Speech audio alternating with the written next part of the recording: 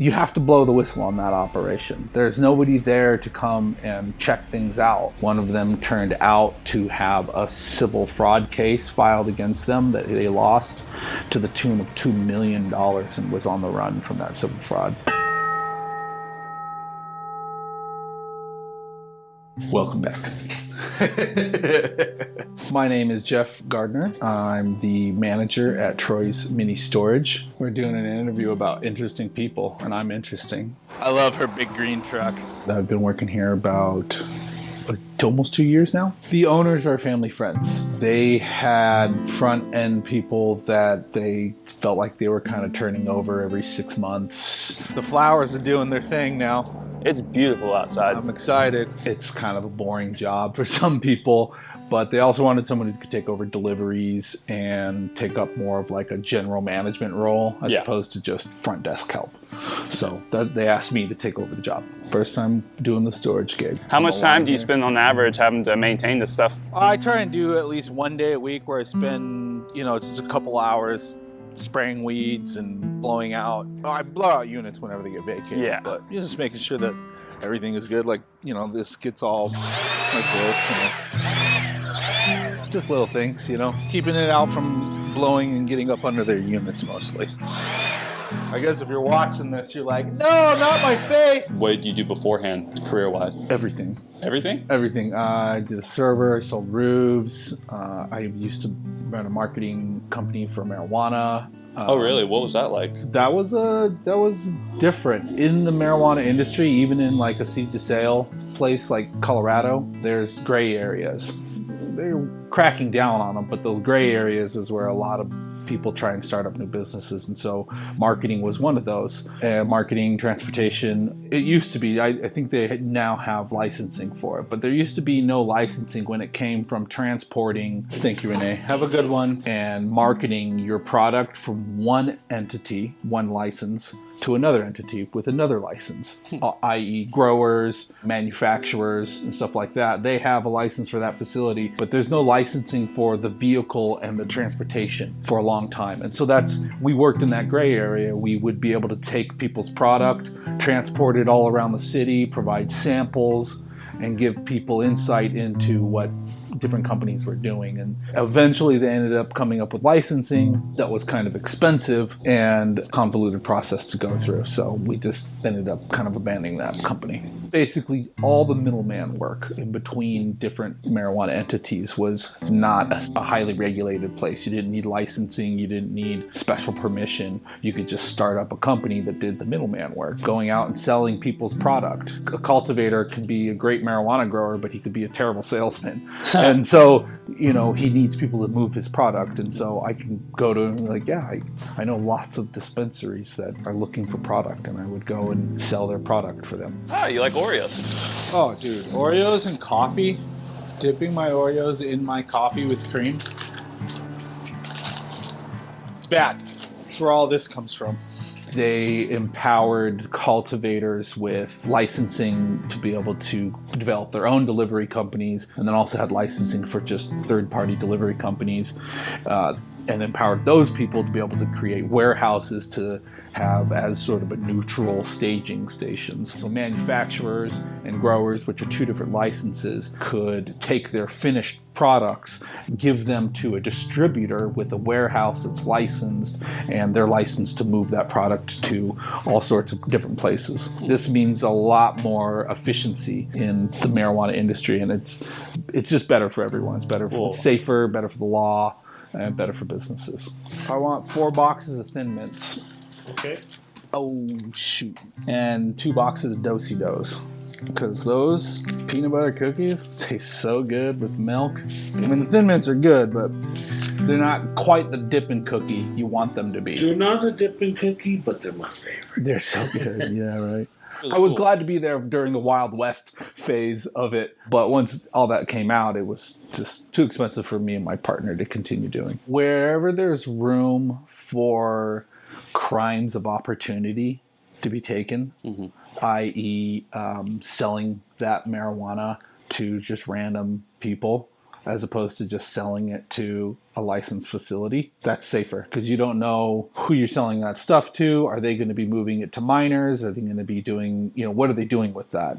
And so when you have licensing or regulation around marijuana, you have the data and the information to say, okay, we know where it came from, how it got here, what's in it, everything. That's just safer for everyone. I mean, I love marijuana. I want marijuana to stay legal, but I don't want it to be legal at the expense of other people's ignorance and their safety. There's a lot of things we do in our life where we're like, if they don't know any better, no worries, they'll figure it out. And we don't want to do that with marijuana. You want something that writes? Okay, here you go. With my cookies. Oh, he's getting your cookies. He's getting my cookies. Darn right. Darn right. You want some cookies? Hello. Let's try this out.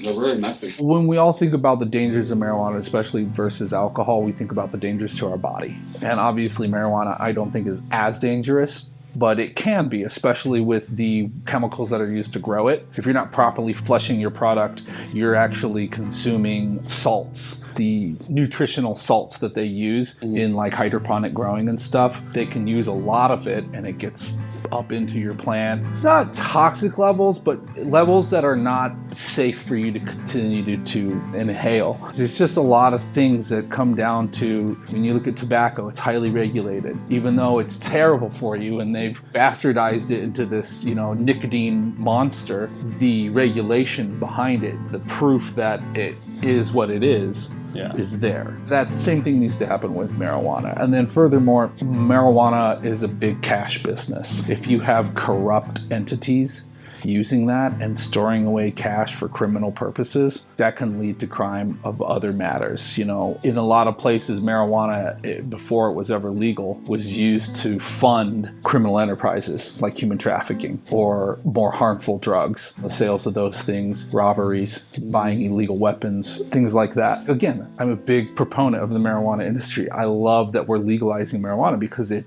makes it safer for everyone. And that's not just like a big brother sentiment. That's just like average Joe citizen who's like, I want to be able to smoke weed, but I want to be able to smoke weed and know that it's not funding a criminal enterprise where they're like trafficking people. I want to know that it was grown by somebody who actually cares about my health and my well-being. It wasn't just like trying to turn and burn the biggest nuggets because they're going to get more profit. I want to know that there's integrity behind what is being done in the marijuana industry, and that's why regulation and the seed to sale model for states is really important to me when I was in that industry. Hey boss, did you need to make a payment? What'd you say? B56. B56. And you're out. I'm out on that one, yeah. Running a marijuana business was super interesting. I used to sell roofs too, and that was a huge learning curve. Let's vacate that unit. In the roof industry, it's all about kind of like ambulance chasing. You're going after the insurance company's money. You're not going after the client's money. That's kind of where there's a lot of, again, there's room to do it wrong, and there's a way to do it right. I worked for a roofing company in Colorado for a while, and it was a startup. They had just got started, hadn't sold a single roof when they hired me.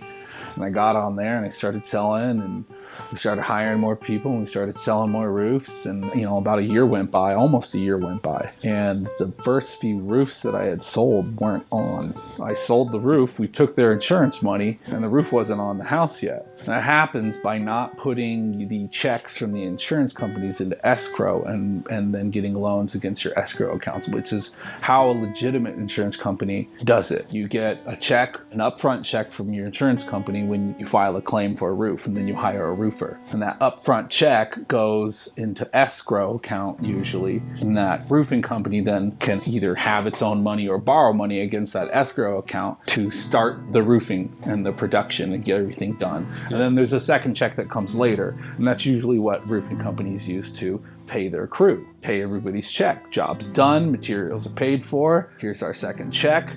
That's where the honey is. The company I was working for was paying everybody out with the first check so that they could get a larger crew on the road and sell more roofs so they could get more checks. Supplies were not being paid for first, and they're not supposed to spend that first check until the roof is completed. It's the law in Colorado. They flat out broke the law. I didn't know. But as a salesman in Colorado, you are responsible for the actions of your company. When your company commits a crime and you sold roofs under that company, you can be legally responsible for it. So after a while, I found out, and then I also found out that the owners of the company were actually using someone else's company, and the actual owners of the company had lived in Arizona and were under the impression that we were in this growth phase and we weren't making any money and they weren't getting any money. The actual original owners thought that everything was legitimate. And so we were all getting paid. The actual owners in Arizona weren't getting a dime because we were in a growth phase or something. I don't know how they swung it. It's just a lot of fraud going on. I blew the whistle on the project with the original owner. We got together on a job. He came out to try and work with us because he wanted to know what was going on with the company. Me and him ended up building a relationship and talking about everything that was going on with the company, and we both agreed that it was not legal. There was no way that what was going on was legal. You have to blow the whistle on that operation. There's nobody there to come and check things out. As far as the homeowner is concerned, we're waiting on materials. That was their whole thing. We're waiting on materials. And at the time, in Colorado, when you get a bunch of hail, you do end up on backlog for materials for 6 months sometimes. In Colorado, after a big hailstorm, like hundreds of thousands of roofs will need to be replaced. There are tens of millions of dollars in the chasing a hailstorm kind of industry and getting roofs redone. And so when I say that was the most interesting job I ever had, it was the first time I ever felt like I had to call out this business for doing this really terrible thing. As a company, we had done close to $250,000 in roofs. So when we blew the whistle with the original owners, basically the owner and I, just went in and grabbed all the documents, grabbed everybody's file, grabbed all the information. We called the attorney general to let them know who was in charge of this operation and what their names were. One of them turned out to have a civil fraud case filed against them that they lost to the tune of $2 million and was on the run from that civil fraud liability, and he wasn't allowed to do business in that state. We also found out that those checks that they were taking and putting into bank accounts, they were then opening bank accounts in other states and getting loans against the money in these bank accounts. And so they were committing wire fraud on top of that. So they took the $250,000 and probably turned it into closer to $500,000 or $750,000 in wire fraud and insurance fraud. I was really glad I blew the whistle. So they just said, "Thank you for letting us know everything. Good luck." I didn't have a job anymore. I was free and clear of anything because I truly had no idea. It's crazy. It happens all the time in Colorado. You got to watch what kind of roofing company you go with because there's a lot of companies out there that don't do it right. When you file a claim, any insurance claim on your car, on your home, you want to do a lot of work with who you go with to spend that money. If you pocket the money, that's your right as an insurance carrier. You can just pocket the money and do the work yourself, but you still got to file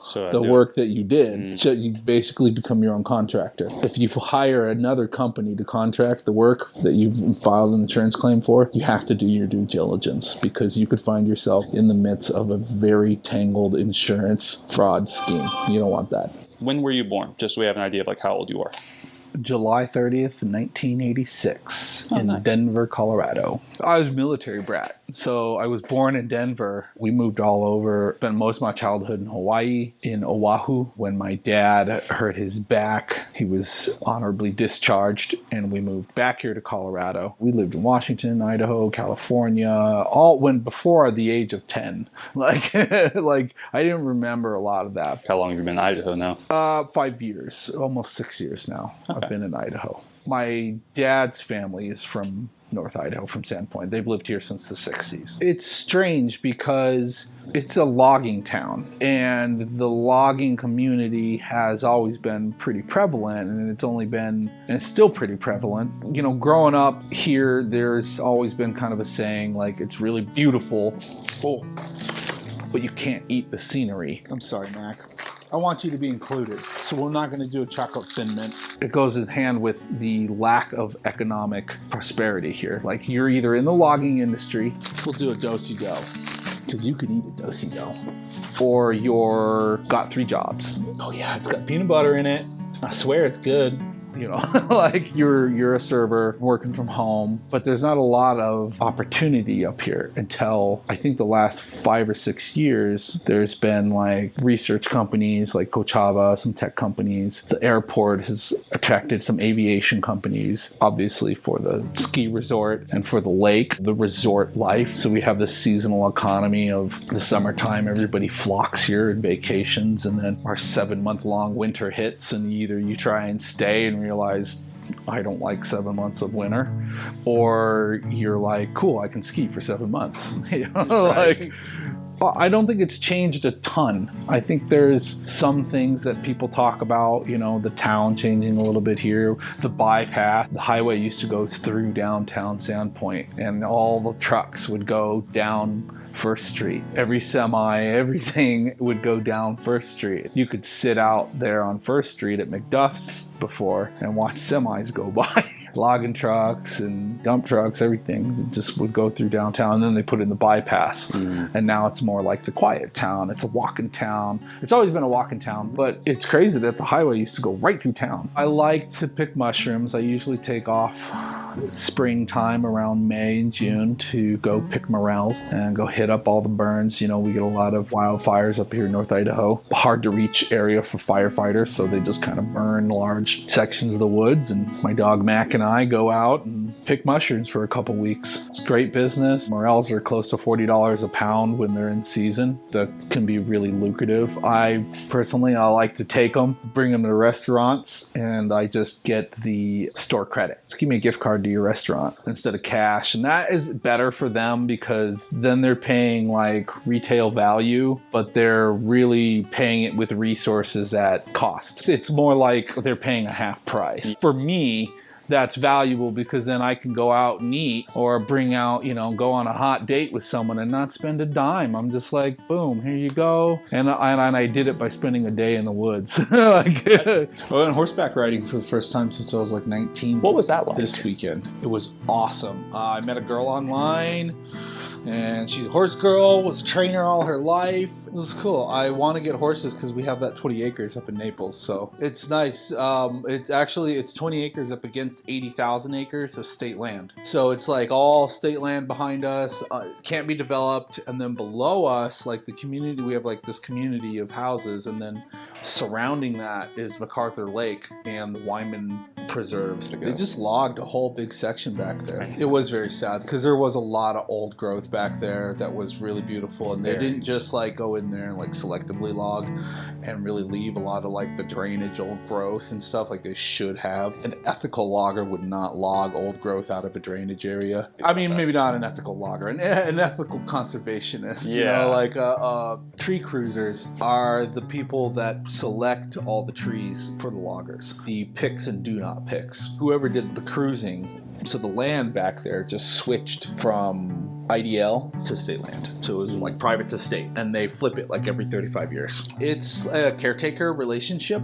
So the way it works is a private logging company comes in, IDL, comes in and does a bunch of logging in the area. And then the state takes it over, and it's still private land, and they do all the conservation of it. And so they watch the trees grow back up, and then they flip back over to the loggers. The loggers have the next, 25 years to come in and log all these different patches, and they seed it as they log and grow. But then the Forest Service gets to have it for a 35-year period where it doesn't get logged and everything grows up. So you have trees anywhere from 60 to 35 years old, or 70 to 35 years old being available on that land. So it's a good way to like keep the land constantly regenerating. However, you also have they're not planting a lot of native species, I guess. They're planting marketable species, which are also a lot of native species. Like they have been doing better about planting white pine, but they love that tamarack. So they plant a lot of tamarack, and it's native, but it's not that native. Like we're not supposed to have these whole sections of yellow up here. It's okay. I haven't seen a huge problem with it in the forests, but if you go down south, you'll see these sections of area where they clear cut, and then everything grew back up, and it's all just jack pine. The slightest damage causes it to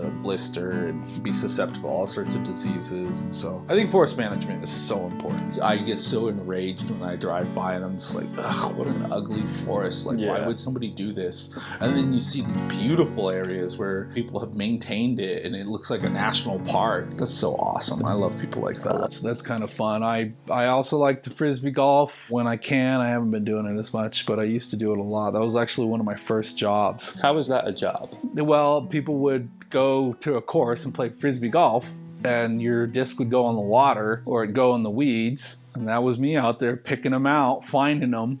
And then I'd be back at hole one being like, hey, you want to buy this disc? It was funny because I was like 13 or 14 and people would be like, well, that's my disc. And I'm like, $3 recovery fee. And you're like, all right, that's fair. $3 recovery fee. And so that was how it worked. And I thought, why didn't you call? People put their numbers on there and they'd be like, I was like, I used to call when I first started. I'd call everybody, I got your disc and I'll meet you there. And it just became kind of a logistics nightmare. So I just told people, hey, if you find me and I got your disc, it's a $3 recovery fee. Otherwise, everything you see is $5. And I used to make $200 a day at 14 years old. And it was such a great job, but it was smelly. You'd be walking around these smelly goose ponds. I'd be plucking discs out left and right. There was a course out in Aurora. It was laid out just like a golf course. And they had like golf course style ponds, which are notoriously just mucky mud pits that you don't want to get inside of. That's where I got the idea,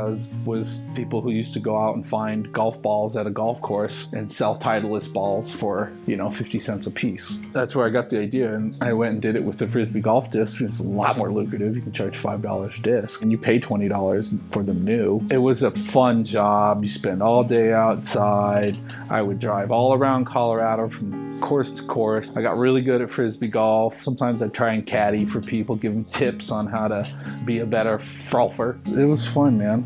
It's a freshly minted contract. Just came from New Mexico. He might even take one of Mac's pups, which would be super awesome. What's your dog's name? His name is Sir Macadocious Jeffers Hound. Macadocious, come on, hurry up.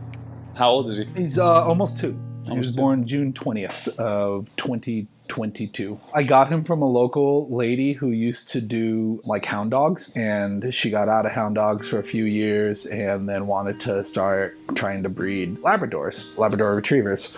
And so she got herself a good mama and found a good stud, and in her first litter I got this guy. Mac has 2 puppies left from a litter he had with my dad's dog. My ex-girlfriend had his puppies, and so I've still got 2 left. They're getting too old. They're like almost 6 months old, so gotta find them a home. The imprinting phase is fast and fleeting. Like, honestly, it's all pretty much gone. I mean, if they're taking on a new home, like, we're basically rehoming them at this point. Yeah, exactly. That's okay. They'll still be great dogs for whoever gets them. He's good. AKC 5 generations. I was down in Hell's Canyon hiking trail in Hayden, and I didn't realize there was like a lot of people that go down there and shoot. So we were down there hiking for mushrooms, and we were coming up over this ridge, and we come down into the valley. We're trying to hike out of the valley to get back to the car, and we just like suddenly are just in this field of like broken glass. And it was just like broken glass and just like, blown up pop cans, and just like, it's so heartbreaking. I mean, I get it. You want to go out and like shoot, and it's cool to blow up stuff with your guns. Like, that's fun. I'd done it. But I clean it up. I go, okay, this is the big messy area. Let's just sweep it all up and put it in a bag. Like even if you like put it in a bag and just left it there, you're like, here's a bag to put all your trash in. It's half full. Like, I'd be like, thanks, bag guy. That would be fine with me. I would be okay with that. You don't have to haul it all out like all the time. Just be conscientious, Anyway, so I've been worried about him having like stuff in his feet. Yeah. Because he keeps like licking at his feet, and I'm like, you got like little glass shards in there maybe? He's had like, we go swimming at MacArthur, and the reeds there actually can get really sharp, and he got a stick in between the webbing on his fingers on his toes, and his whole foot swelled up. It got all infected. And I was like, he's like a puppy at the time. And I was like, he's going to lose his foot. It's all my fault. But nope, we just lanced it and let it drain out. And I squirted some AAA in there, and it was all good. So we've done a lot of hiking and crawling around and swimming since the weather's been nice. So he's getting even more just like we come into the office and he's like, you know, he's just out cold. He sleeps during most of the day. I let him loose at the house and he chases the dogs and the cats around, and he's a fun dog. What do your daily responsibilities include? What does a job here look like? Well, at the beginning of the month, I try and just stick right here in this chair. Obviously, this is the office. I have to spend most of my time in here. For the first week, everybody's trying to pay their bill. We have a 10-day grace period. I want to be here in this chair for the first week as much as I can. The longer I'm next to that phone, the more often I'm here to be like, yep, I'll take your money. The more that the owners can make, and I like to make them the majority of their money in the first 2 weeks of the month. For all those renters out there, please pay in the first 2 weeks of the month. We have 4 long units here. We have Unit A, Unit B, and Unit C. And then you can see way down here at the end, we have a long unit that runs perpendicular. That's going to be Unit D. We have these barns over here. We deliver those on a big trailer. I also have to do barn deliveries, which is, I have a truck and a 20-foot trailer, and I drag like storage sheds that are on skids up onto the trailer. Wow. And then I deliver those to different properties for 4 to 6 months at a time or longer. I've had people rent them for 10 years. So this is our trailer for hauling our mini barns. These are rented for $90. These are rented for $125. $100, $125. We haul them, we pick them up and drop them off with this trailer. I'll have it hooked up, and the way I do it is I have a hook down there and I hook it on to, like, let's say we're gonna pick this up. I'd release the winch. I'd use that hook to hook onto this little hoop right here. And underneath, there are runners, like 4x4s. And those 4x4s line up with the rails here. And I have little ramps that come out and sit right here, hook in, and then I just haul it up there, drag it up on top, which is a little bit more precarious than one would typically like, but it works. And then to deliver it, I just do the same thing in the opposite direction. So I hook it on, and I switch this turnbuckle. It'll no longer be attached to this. I'll just have it hooked on, and that means that it'll pull in that direction. So I'll drag it all the way off until the back of the barn touches the ground, and then I drive out from underneath it so it just slides off down those ramps, which is also extra precarious, but if it works, it works. Come on, Mac. He's been doing it like that for 20 years. Super simple. Doesn't have any like hydraulic lifts like all the other barn delivery people. They have like fancy stuff. Like when you get your car towed, they have like the hydraulic ramp. We don't have any of that. We just drag it on and drag it off. Just physics, huh? Yeah, just physics.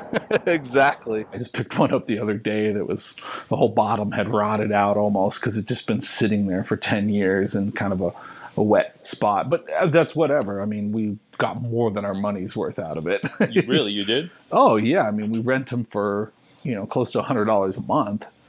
And when you rent it for 10 years at $100 a month, those sheds only cost like $2,500 to build. When they get to that old, and we can just rebuild them. We can take all the tin off of it and then rebuild all the wood stuff and then put the tin back on, and we're back in business. We can just sell it.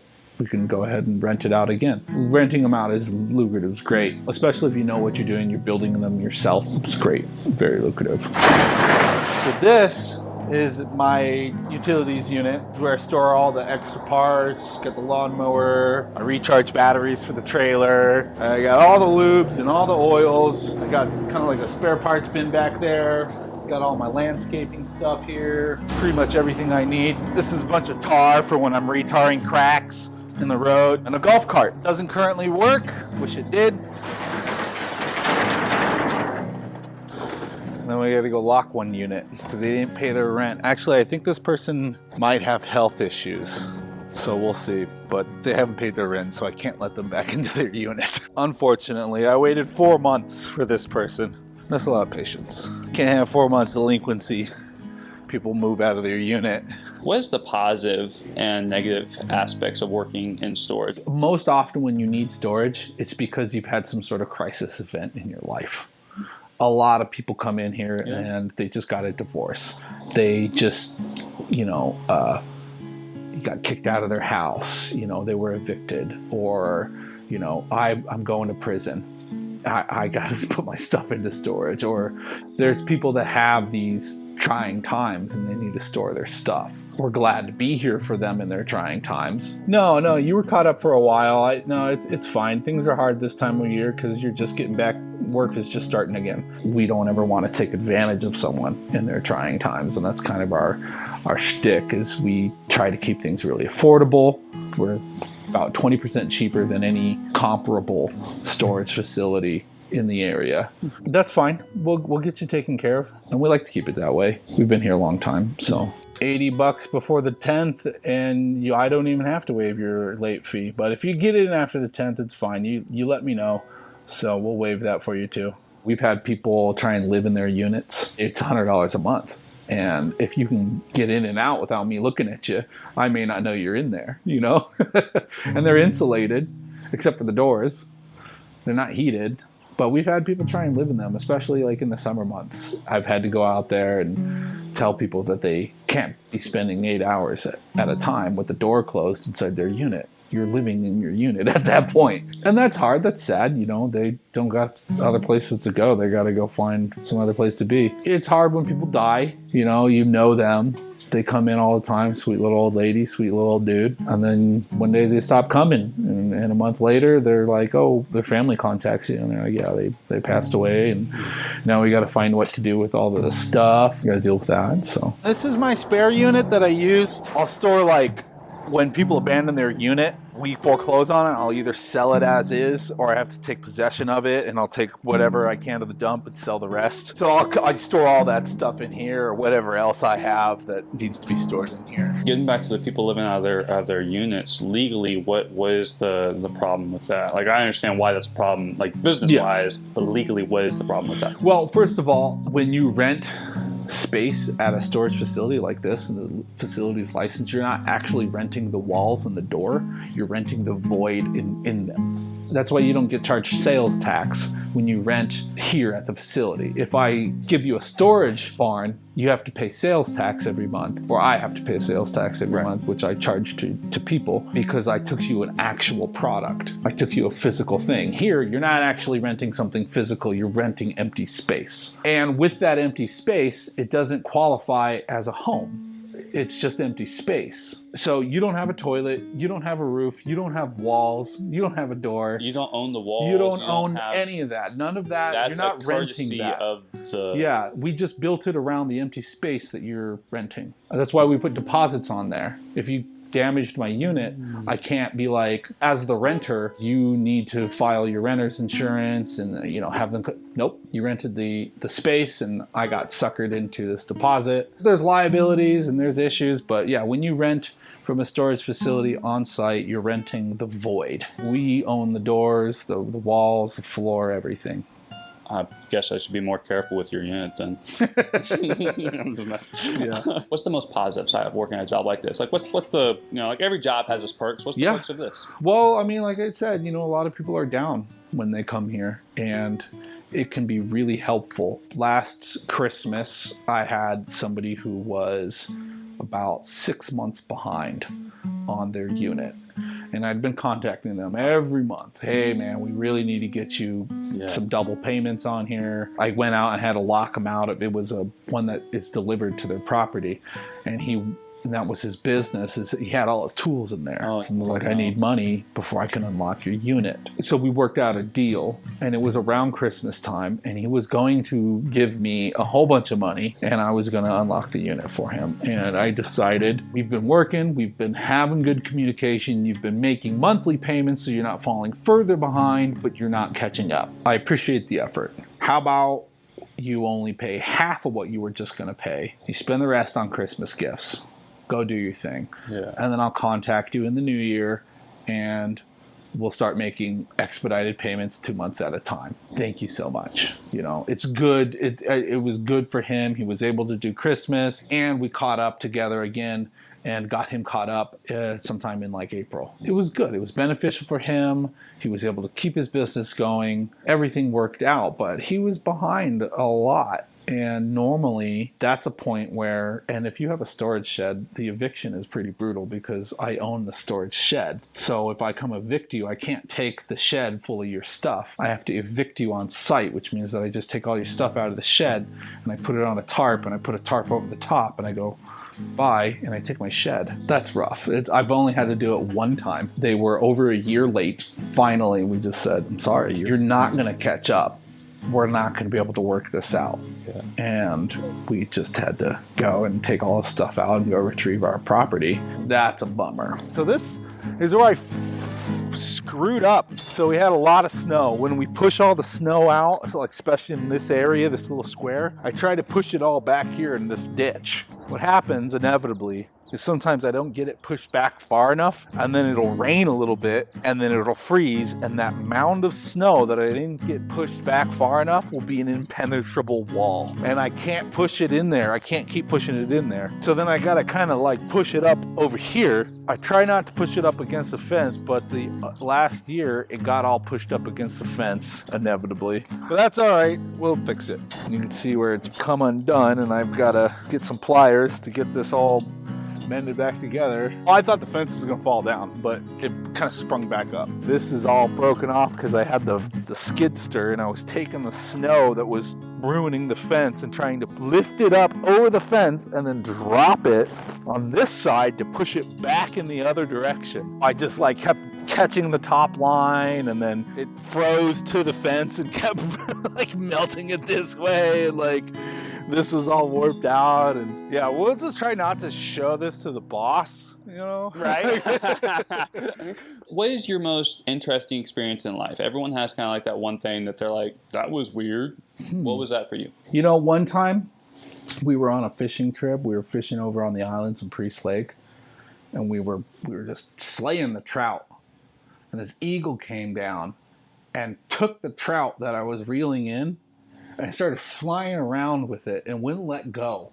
And so we were like reeling in this eagle with a trout in its claws, and we were trying to like yank the trout out of the eagle's talons. Eventually, the eagle let go. That was strange. I don't know. So we just kind of gave it a little yank and yank and yank, and then, you know, we knew the hook was in the mouth, and they were swallowing them all day long because we were fishing with power bait. Yeah. And we were fishing max, and so it was a good limit. And so the eagle wasn't really in danger. He just was trying to steal our lunch because it was wiggling around more than the other ones. Yeah, that was weird. Never caught an eagle with a fishing pole before. I bet it happens in Alaska all the time. The eagles are like rats out there. They've got like an incredible eagle problem. There's whole towns where they're like, can we please kill these eagles? Because they're voracious. I've got a few friends who've come from Alaska, and we would talk about the eagles here, and I'm like, yeah, I love how many eagles here. He's like, dude, this is nothing. He's like, go to Alaska. Pretty much anywhere along the shore in Alaska, the eagles are, I mean, people have pictures of just a tree with like 50 eagles in it. It's like crazy amount of eagles there. Being in this line of work, and also, you know, just in everything that you've done, there's been, for a lot of people, there's been a very downhill effect. What has been your experience in the past couple of years with the economy and how everything's been going? I have always been a survivor because I'm a jack of all trades. I go where the money is. You know, like in the marijuana industry, once the money dried up, because I had to have a lot of it to keep it going, I went somewhere else. Same thing with the roofing industry. Blew the whistle. I don't want to do this anymore. Went somewhere else. I've always done serving because people gotta eat, and I make 20% of whatever you eat. So that's always been a good like go-to as far as the economy. And it's only been in the last few years that we've seen this dramatic and such noticeable difference in the cost of goods. It's like this, you know, great adjustment period after the pandemic. Before the pandemic, people really talked a lot about how the cost of living didn't match the cost of goods. It was a conversation on the regular. Minimum wage is too low. It needs to be $15 an hour. It needs to be $15 an hour. That was the conversation before the pandemic. You fast forward after the pandemic, suddenly everybody needs $20 an hour. Now that's the living wage, and that happened over a 2-year period. Never in American history have we had a 25% increase in the cost of goods and the cost of living. And so the economy is difficult, but I think it's difficult because in a lot of ways we fool ourselves about the economy. Like I said, I've done odd jobs forever, and no matter what the economy does, I just do whatever makes me money. Now, that's my economy. Call me on Tuesday, I'll figure out what day that is. But a lot of people's economy is the stock market. That's where my 401k is. That's where my investments are. That's where my future is. You know, the cost of my home. All right. Talk to you later. It kind of ebbs and flows with the stock market. When you look at those factors, that's just a different metric for wealth and a different metric for the economy. Unfortunately, right now, they're both not looking good. Both those different metrics are looking poor. If you're a server, you're not getting tipped 20% as often because the cost of your meal is 25% greater than it was 2 years ago. Same thing with homeowners. The price of your house is skyrocketed, but I dare you to sell it and go buy something comparable. I dare you. You're going to be in a place where you don't want to live because that's what you had to do. You had to go to a smaller economy to afford a better home. That's crazy. That's so crazy. Am I worried about it? No, because I think the problem with our economy right now is that we're beginning to kind of find our own truth. American society has been kind of blinded by social media, blinded by media, blinded by politics, and we're been manipulated a lot by them for decades. But because of social media, because of the internet, because of this instant connection that we're having, and the constant outcry of why aren't things more fair? It's that entitled American attitude of we should have the best because we're the best, right? So why doesn't everybody have the best? I think when you look at all these factors together right now, the economy is headed in such a revolutionary direction. We now have AI that can replace a lot of hard jobs. And so we can focus on being more artistic. We can focus on being more creative. We can focus on humanitarian efforts, things that we used to say, we'll never be able to afford that because we can't afford the manpower behind the infrastructure. There's a lot more solutions to our problems now. The only thing that we have to continue to overcome is our own greed. People talk a lot about the economy failing, and so now the future of the country is going to be dismal. Well, the economy is failing because we're not moving in the direction that our country should be. You look at the energy industry. That should be an industry that we should put all of our money into. The more energy we're capable of storing, the more money we can make. Can I take this? Go for it. Troy's Mini Storage. If you could talk to everyone at once, what do you think is the message that all human beings need to hear? Woo, message that all human beings need to hear. I want to say something cliche like be kind to each other. But I think that there's a lot of chaos going on in the world. And a lot of people are afraid of that chaos. Don't worry about the chaos. It is simply a symptom of everyone becoming more aware of the world and each other and our environment. And it is bound to cause a lot of chaos. It causes a lot of anxiety and even sometimes resentment towards your fellow countrymen or your friends, your family. Knowing what you know now and being able to face it with your friends and family is the best way to overcome your anxieties, your fears, the chaos that plagues your life is best overcome with the people around you. Don't be afraid.